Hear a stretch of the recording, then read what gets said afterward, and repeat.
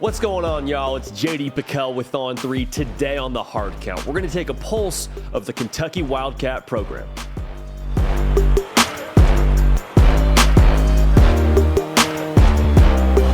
Welcome into the Hard Count, the people's show for every single thing that you know and that you love about college football. It happens here every single day. Nick Brake doing the heavy lifting. You can help drive the show by subscribing to the channel. The Pulse of the Program series continues today as we go somewhere not too far from Nick Brake's place of residence. Go to the Bluegrass State, taking the pulse of the Kentucky Wildcat program. There is a lot to discuss, and we're going to go ahead and jump into it, but you know how we do it here. Internal pulse in terms of the people making it happen on Saturdays, the staff, the locker room. What's the feeling in-house? And then in addition to that, what's the pulse of the fan base, the faithful that go every single weekend to Kroger Field to watch the Wildcats play? What's the pulse of the fan base? We're going to break it down. At the end of this, I'm going to give you my diagnosis for 2022 for Kentucky. So the internal feeling is confident. Now let's put in the work. Kentucky, in-house, feels very strongly they're going to Atlanta. They feel very strongly they can win the East, something that hasn't been done at Kentucky in a long time. They feel like they have the pieces to do it. Because if you look at the critical pieces, they've got a lot of those boxes checked.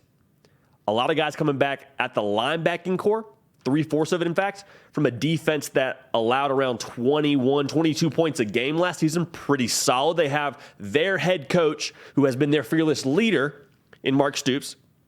And you have a quarterback who a lot of people in the NFL draft world are saying is going to be the first quarterback taken in Will Levis.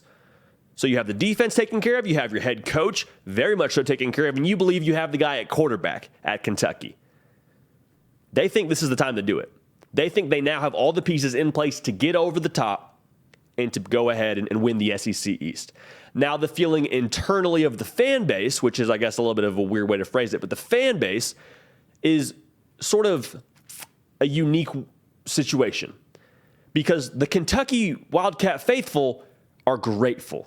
They're extremely grateful. Before Mark Stoops, there had been 2 10-win seasons. Now Mark Stoops comes to Kentucky, he's had 2 10-win seasons in the last 4 years. Needless to say, they're grateful for what he's done for their program. They used to have T-shirts that said, "Make Kentucky bowl eligible again." Needless to say, they've burned those T-shirts since then, and they are now very much accustomed to going to bowl games with Mark Stoops at the helm. So they're grateful. Now, in addition to that, they want to beat the final boss.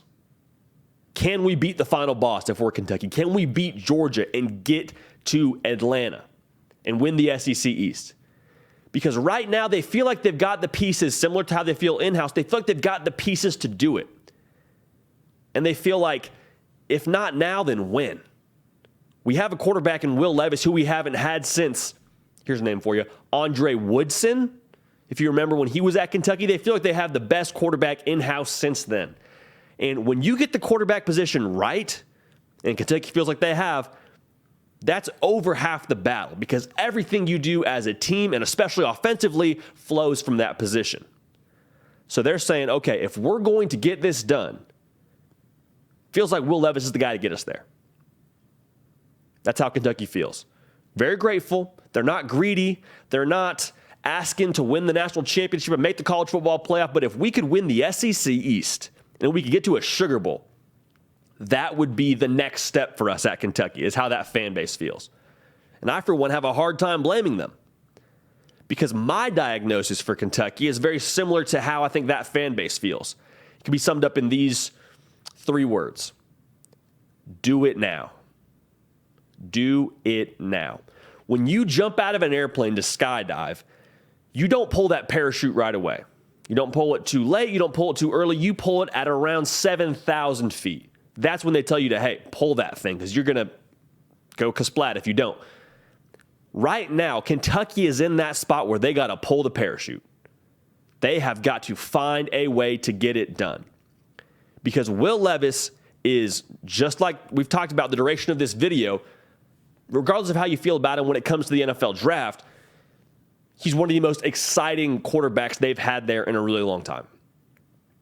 And a lot of things are lining up to where Similar to what I just said. If not now, then when for Kentucky? If you look at the SEC East, I think you could even talk yourself into, hey, is Georgia vulnerable right now? Coming off a national title, is there a hangover for them? They lost 8 guys on defense. Are they going to take some time to get it figured out on that side of the ball? Stetson Bennett, is he going to be someone that you can really count on to win a game for you? Is he someone you can really lean on? I'm not saying Georgia's vulnerable. I'm just saying there's a case to be made. If you're a Kentucky fan, if you're in-house at Kentucky, there's a case to be made for, hey, they may be Goliath, but we just might be their David. We might just have exactly what we need to beat them on that day. And so for Kentucky, like I said, do it now. Do it now. I know it might take a second and a half to get synced up with the new OC, Rich Scangarello, coming from the NFL. He's got that pedigree, but if you can get synced up, you have the NFL pedigree of your OC and the potential NFL quarterback in Will Levis. I mean, there's a lot of pieces here to make an argument to get it done now. And that would be my diagnosis for Kentucky. Do it now. Excited to watch what happens, but very much looking forward to what's going on there under Coach Stoops in the Bluegrass State. That's it for us here on The Hard Count. We appreciate you tuning in. Subscribe to the channel. Follow me on Twitter at JD Pickell. We do a Twitter Spaces every Tuesday, 1 Eastern, 12 Central. A lot of good back and forth. Excited to get that fired up and see you all in there. We're going to keep the party rolling. We will see y'all next time. Hey, y'all. Thanks so much for watching. Subscribe to the channel here to make sure you don't miss an episode of The Hard Count. Also, be sure to check out other videos on the On3 YouTube channel.